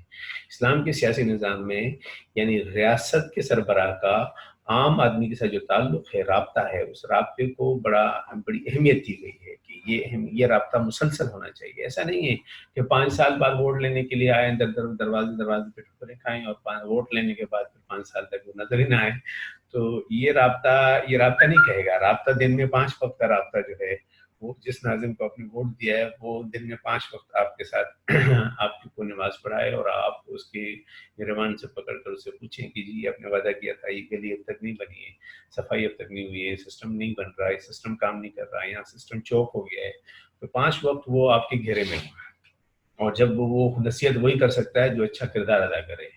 نماز پڑھانے والا نصیحت کرے گا تو نصیحت اس کی تبھی کام کرے گی کہ جب وہ اس کے لیے اپنا کردار بھی ادا کرے. تو یہ بنیادی طور پر یہ 19 خصوصیات جو ہم نے ذکر کی ہیں. اسلام کے علاوہ کسی بھی سیاسی نظام نے یعنی اس طرح اجتماعیت تشکیل نہیں دی ہے کہ وہ نماز کی امامت کرائیں. جو خصوصیت اسلام کے سیاسی نظام کی اعتبار سے ہے، کسی بھی سیاسی نظام میں اس درجے کی خصوصیت موجود آپ کو نظر نہیں آتی. تمام خصوصیات میں آپ تقابل کریں. یہ جو ہم نے 19 خصوصیات آپ کے سامنے ذکر کی ہیں، ان تمام کی خصوصیات کا جب آپ تقابل کرتے ہیں دیگر سیاسی تصورات کے ساتھ، تو آپ کو اسلام کا سیاسی نظام دیگر سیاسی نظاموں سے بہت بلند تر اور ایک بالادست اور بہتر نظام کی صورت میں آپ کے سامنے آتا ہے. جب تک ہمیں اپنے سیاسی نظام کا شعور نہیں ہوگا تو اس سیاسی نظام کو سمجھ کر اسلام کے سیاسی نظام کی مہارت پیدا کر کے سوسائٹی میں اس کا کردار کیسے بنے گا. ہماری سوسائٹی اسلام کے سیاسی نظام کو نہیں سمجھتی. ہماری سوسائٹی اسلام کے سیاسی نظام سے دور ہے، تصور سے دور ہے. اب جب تصور نہیں ہے تو اس میں مہارت کہاں سے پیدا ہوگی؟ جب مہارت نہیں ہوگی تو اس کا نظام کیسے قائم ہوگا؟ ظاہر یقیناً ہمارے ہاں جو تصورات ہیں وہ اسلام کے سیاسی تصورات نہیں ہیں، بلکہ باطل اور ظلم کے سیاسی تصورات ہماری سوسائٹی نے قبول کیے ہوئے ہیں. تو وہ بات دوبارہ آئے گی کہ اسلام کا سیاسی نظام ہم کیسے قائم کر سکتے ہیں. تو سب سے پہلے اسلام کے سیاسی نظام کا شعور، اسلام کے سیاسی تصورات کا شعور آپ خود حاصل کریں اور اس شعور کو اہل طبقے تک منتقل کریں. جب اسلام کے سیاسی تصورات کا شعور آپ نے حاصل کیا اور آپ نے دیگر طبقات تک اس کا شعور منتقل کیا، یقیناً معاشرے میں ایک ایسا طبقہ پیدا ہو جاتا ہے کہ جو اسلام کے سیاسی تصورات کا شعور اور اس کی مہارت رکھتا ہے. جب ہم اپنے اندر سیاسی مہارتیں پیدا کر لیتے ہیں تو پھر سیاسی میدان میں ہم کل کردار ادا کر سکیں گے. آپ آئی ٹی پڑھ رہے ہیں، اب آئی ٹی کا شعور حاصل کر رہے ہیں کہ آئی ٹی کسے کہتے ہیں، انفارمیشن کسے کہتے ہیں، ٹیکنالوجی کسے کہتے ہیں، آپ ڈیٹا کسے کہتے ہیں، ان سب چیزوں کو آپ پڑھ رہے ہیں، سمجھ رہے ہیں. آئی ٹی کی لینگویجز کون سی ہیں. اب اس کا شعور حاصل کرنے کے بعد اس میں آپ نے مہارت حاصل کرنی ہے. جب آپ مہارت حاصل کریں گے تو دنیا آپ پر اعتماد کرے گی کہ ہاں آپ کو آئی ٹی کی سمجھ بھی ہے، مہارت بھی ہے، اور آپ کو کوئی پروجیکٹ دے کر آپ سے اس میں کردار ادا کرایا جا سکتا ہے، آپ اس کا کوئی سسٹم بنا سکتے ہیں. بالکل اسی طرح اسلام کا ایک کانسیپٹ ہے، تصور ہے. جب تک ہم اس کانسیپٹ کو نہیں سمجھیں گے تو اس میں مہارت حاصل کرنا اور اس کا نظام قائم کرنے کی صلاحیت پیدا ہونا یہ تو بات کی باتیں ہیں. پہلے درجے کی بات ہے کہ ہم اسلام کا مطالعہ کر رہے ہیں، اسٹڈی کر رہے ہیں. تو اسلام کے مطالعے میں ہم نے اب تک جتنے نظام پڑھے ہیں، اسلام کا معاشی نظام پڑھا، اسلام کا سماجی نظام پڑھا، ہم نے اسلام کے تہذیب تمدن کا تصور پڑھا ہے. اب ہم اسلام کا سیاسی نظام پڑھ رہے ہیں. تو اسلام کا سیاسی نظام، اس کے ماتحت ہی اسلام کا معاشی نظام بھی آتا ہے. اسلام کے سیاسی نظام کے ماتحت ہی اسلام کا سماجی نظام اور اسلام کی تہذیب و تمدن. گویا سیاسی نظام جو ہے وہ ان تصورات کو سوسائٹی میں قائم کرنے کی حکمت عملی دیتا ہے کہ یہ جو تصورات آپ نے پڑھے ہیں، معیشت کے تصورات، سماجیات کے تصورات، سیاست کے تصورات، ان کو اب سوسائٹی میں غالب کیسے کیا جائے، اس کا سسٹم کیسے بنایا جائے، وہ اسلام کا سیاسی نظام یعنی ہمیں یہ عقل، دانش، شعور ہمارا بڑھاتا ہے کہ اب ہم اس نظام کو سوسائٹی میں عملاً کیسے قائم کریں گے، اور اس عملاً قائم کرنے کے نتیجے میں ہم اس سے وہ پھل حاصل کر سکتے ہیں، وہ ثمرات حاصل کر سکتے ہیں. دیکھیے آپ سب سے پہلے پڑھتے ہیں کہ اس بیج کی خصوصیات کیا ہیں، اس سے بننے والے جو درخت ہے وہ درخت کیسے کس موسم میں اگے گا، اس درخت میں کیا کیا چاہیے، اس کا شعور حاصل کرتے ہیں. پھر آپ اس کا بیج بوتے ہیں اور پھر وہ تناور درخت بنتا ہے، تب اس کے ثمرات آپ کو فائدہ اس کا پہنچتا ہے. تو جب تک آپ کنسیپٹ کو نہیں پڑھیں گے تو آپ ظاہر ہے کہ اس کے مطابق اس پر عمل نہیں کر پائیں گے.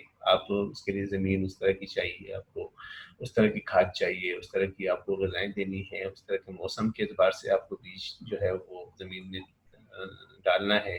یہ سب چیزیں آپ کو کب سمجھ میں آتی ہیں کہ جب آپ اس کا شعوری مطالعہ کرتے ہیں. اسلام کے سیاسی نظام کو قائم نہیں کر سکتے جب، یا اس کے فائدے کو حاصل نہیں کر سکتے جب تک آپ اس کے کانسیپٹ کو نہیں سمجھیں گے کہ اسلام کے سیاسی نظام کا بنیادی کانسیپٹ کیا ہے. جتنا مسکنسیپشن ہمارے ہاں ہماری سوسائٹی میں پایا جاتا ہے کہ غلبہ دین سے سمجھا جاتا ہے کہ جب کسی دین کے نظام کو غالب کرنے کا مطلب یہ سمجھا جاتا ہے کہ کسی عقیدے کو غالب کر دیا جائے، دیگر عقیدوں کو دنیا میں مٹا دیا جائے، ان کو ختم کر دیا جائے. یہ اسلام کے سیاسی نظام کی غلبے کا یہ ہرگز مقصد نہیں ہے، بلکہ اسلام کے سیاسی نظام کے غلبے کا مقصد جو ہے وہ سیاسی، معاشی تصورات اور سماجی تصورات کو غالب کیا جائے. اور وہ تصورات بلا تفریق کہ تمام انسانوں کو ترقی دیتے ہیں، تمام انسانوں کو آگے بڑھنے میں مدد دیتے ہیں، اور ان کی ترقی میں جو رکاوٹیں ہیں ان رکاوٹوں کو ختم کرنے میں اپنا اپنا کردار ادا کرتے ہیں. تو یہاں جو چیز ہمیں سمجھنی ہے وہ یہ سمجھنی ہے کہ اسلام کا سیاسی تصور، اس کی بنیادی خصوصیات، اس کا طرز حکمرانی اور اس کا بنیادی اصول جس کے تحت اسلام کا سیاسی نظام کام کرے گا، اور اس کی بنیادی خصوصیات جو دیگر نظاموں سے موازنے کی صورت میں ہمارے سامنے آنی چاہیے. یہ اسلام کا سیاسی نظام. اس پر کچھ کوشچنز آپ کے ہیں تو اب کوشچن کا سیشن سٹارٹ کریں گے. آپ کوشچن کر سکتے ہیں.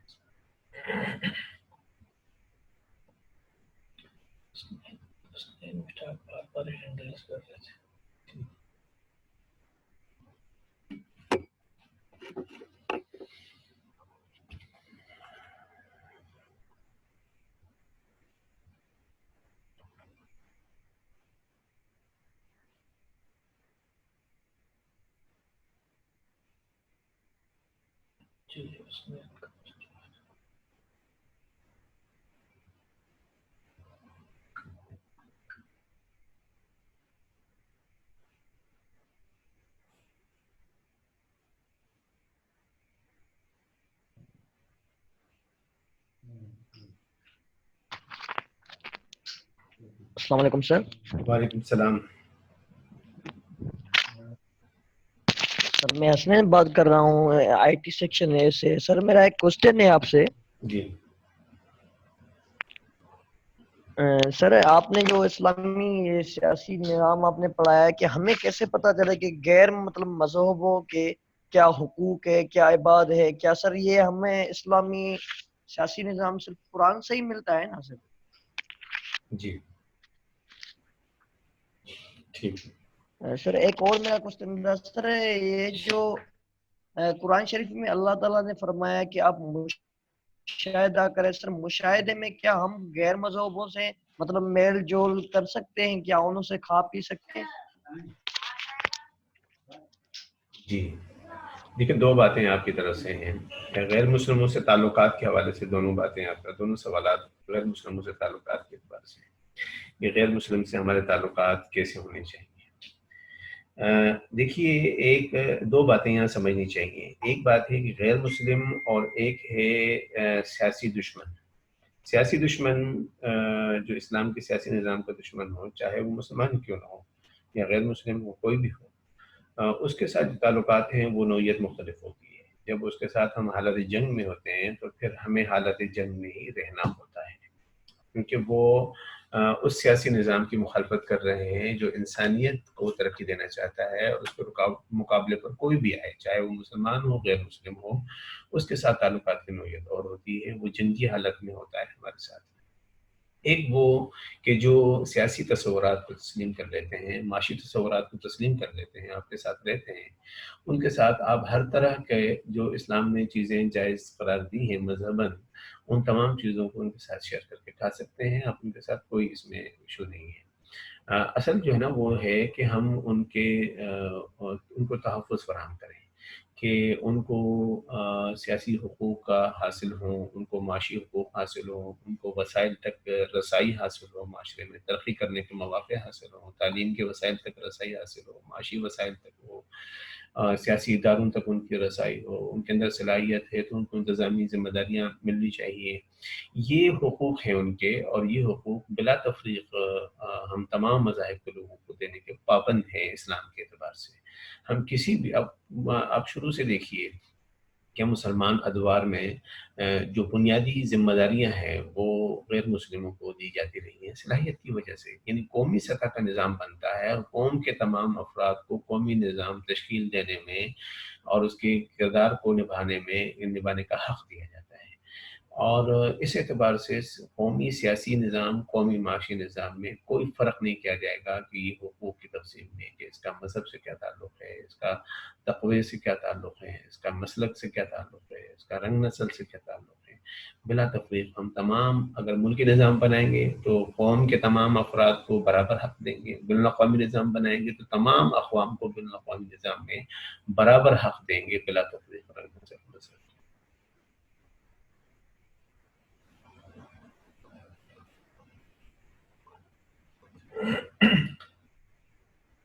ٹاپک کو سمجھنے کے لیے کوشچن ضروری ہوتے ہیں. جتنا زیادہ آپ کی کیوریز کلیئر ہوں گی، ٹاپک کلیئر ہوگا. اور اب فائنل بہت قریب ہے. آپ کو اندازہ ہوگا کہ جولائی کے اینڈ میں اور اگست کے سٹارٹ میں آپ کا جو ہے وہ فائنل ٹرم ہے. آپ کے پاس ٹائم بہت کم ہے. آپ جتنے زیادہ کوشچن کریں گے آپ کے کانسیپٹس کلیئر ہوں گے اور آپ کا جو ہے وہ فائنل ٹرم اچھا جائے گا انشاءاللہ. ہچکچائیں نہیں اور کوشچنس کریں.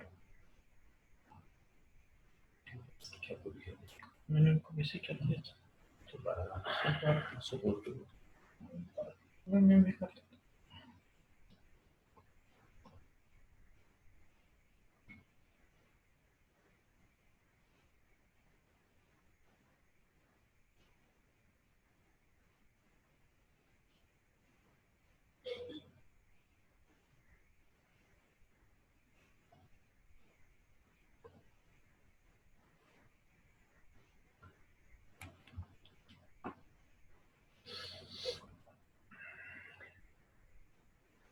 آج کا جو ہمارا ٹاپک ہے وہ بہت بنیادی ٹاپک ہے. اس کے لیے ضروری یہ ہے کہ ہمیں ٹاپک بہتر انداز سے کلیئر ہونا چاہیے. بہت سارے ٹاپکس کو جمع کرتا ہے یہ والا ٹاپک، اس کے اندر بہت سارے ٹاپکس اندر آ جاتے ہیں.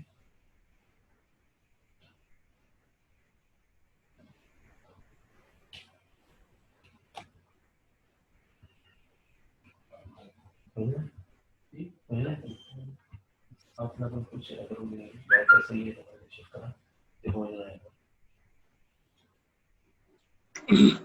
السلام علیکم سر. جی وعلیکم السلام. سر آپ نے کہا کہ مذہبی جماعت جو ہے وہ سیاست کو استعمال نہیں کر سکتی ہے. مذہبی جماعت بنی ہوئی ہے، اگر وہ سیاست میں آ رہی ہے تو اس میں حج کیا ہے؟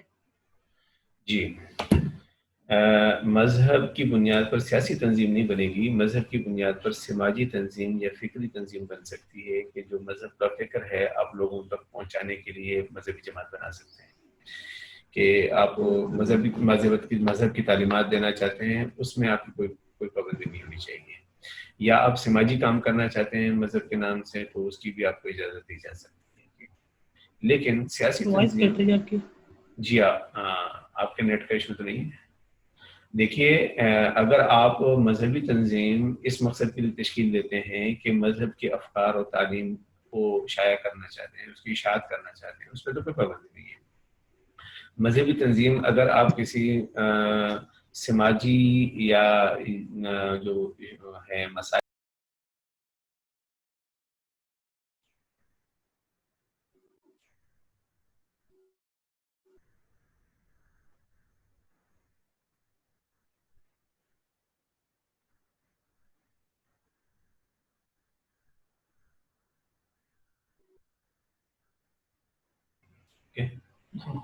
جی کنیکشن کے ایشوز ہیں تھوڑا سا. یہ سوال یہ تھا ان کا کہ جی مذہب کی بنیاد پر سیاسی تنظیم بننے کے مضمرات یا نقصانات کیا ہیں. مذہب کی بنیاد پر جب سیاسی تنظیم بنے گی تو یقیناً کسی ایک فرقے کے حقوق کی بات کرے گی اور باقی فرقوں کو عدم تحفظ ہوگا. اگر کوئی مذہبی تنظیم مذہبی تعلیم کو عام کرنے کے لیے بنتی ہے تو اس کی کوئی پابندی نہیں ہے. اور پھر کوئی مذہبی تنظیم کسی بھی سماجی مسائل کو حل کرنے کے لیے بنتی ہے تو بھی کوئی ایشو نہیں. لیکن سیاسی حقوق کے اعتبار سے مذہبی تنظیم نہیں بن سکتی. سیاسی حقوق سب کے لیے یکساں ہوتے ہیں بلا تفریق رنگ نسل مذہب کے، سب کے حقوق یکساں ہوتے ہیں. کسی ایک کے حقوق، کسی ایک مذہب کے حقوق کی بات کرنا، دیگر مذہبی حقوق کی بات نہ کرنا، یہ اس کی اجازت شرعاً نہیں دی جا سکتی کہ مذہب کی اثرات پر سیاسی تنظیم بنا دی جائے. مذہب کی بنیاد پر مذہبی تنظیم بن سکتی ہے، مذہب کی بنیاد پر سماجی تنظیم بن سکتی ہے. خدمت جتنی کر سکتے ہیں سماجی خدمت کریں، اس کی کوئی پابندی نہیں ہے کہ آپ اپنے مذہب کے لوگوں کی سماجی خدمت کرنا چاہتے ہیں. لیکن آپ مذہبی لوگوں کی سیاسی تنظیم بنا کر باقی مذاہب کو عدم تحفظ دلانا چاہتے ہیں تو ایسی کسی بھی ایکٹیویٹی کی اجازت اسلامی سیاسی نظام میں نہیں دی جا سکتی.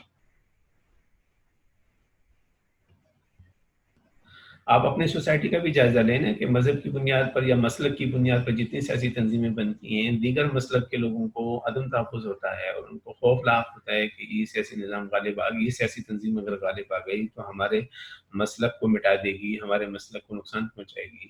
اس طرح کے جو ہے نا عدم تحفظ پیدا ہوتے ہیں معاشرے کے اندر جب کنسرن پیدا ہو، عدم تحفظ کا احساس پیدا ہو تو ایسی کسی ایکٹیویٹی کی قانونی اجازت نہیں ہوگی جو عدم تحفظ پیدا کرے، ایک مذہب کو دوسرے مذہب کے بارے میں خوف پیدا ہو، خطرہ پیدا ہو.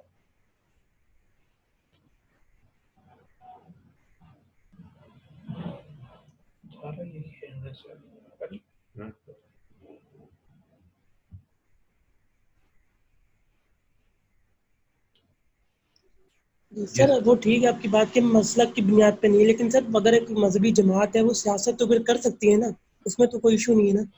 مذہبی جماعت مذہب کی روشنی میں سیاست کر سکتی ہے، لیکن اس بنیاد پر مذہبی تنظیم سیاسی تنظیم بنانا کہ صرف ہم ایک مذہب کے لوگوں کے حقوق کی بات کریں سوسائٹی کے اندر تو اس طرح دیگر مذاہب میں عدم تحفظ پیدا ہوتا ہے. مذہب کی روشنی میں سیاست کرنا کبھی برا نہیں ہوتا، لیکن وہ سیاست تمام قوم کے لیے ہو، سیاست کسی ایک مسلک کے لیے، کسی ایک فرقے کے لیے نہ ہو. آپ جن سیاسی حقوق کی بات کر رہے ہیں وہ سیاسی حقوق پوری سوسائٹی کے سیاسی حقوق کے لیے بات کریں گے. آپ ایک گلی محلے کی بات کریں گے تو اس گلی محلے میں ایک عیسائی بھی رہ سکتا ہے, ایک ہندو رہتا ہوگا, تو ظاہر ہے کہ سب کے حقوق کی بات آپ کریں گے تو سیاست ٹھیک ہوگی. لیکن اگر مسلمانوں کے سیاسی حقوق کی بات کریں اور باقی غیر مسلموں میں عدم تحفظ پیدا ہو تو اس طرح کی کسی سیاسی تنظیم بنانے کی اجازت جو ہے نا وہ اسلام نہیں دیتا.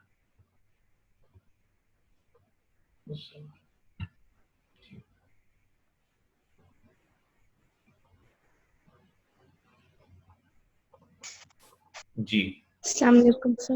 وعلیکم السلام. میرا سوال یہ تھا کہ مطلب جیسے کوئی مذہب کے اعتبار سے سیاست کرے, کوئی ایسی جماعت ہو جو مذہبی لحاظ سے سیاست کرے, تو ایسے میں اگر وہ ایکسٹریمزم پہ ہو, مطلب کہ صرف اسلام کو ہی ترجیح دینا ہے نہ, کیونکہ اسلام کی سیاسی خصوصیت میں ہے جو آپ نے کہا کہ مطلب تمام مذاہب کو تحفظ فراہم کرنا ہے, لیکن وہ صرف اگر ایکسٹریمزم پہ بات آ جائے تو اس پہ کیا کرنا چاہیے؟ پابندی لگے گی اس پر, اسلام کا سیاسی نظام اس کو پابند کرے گا.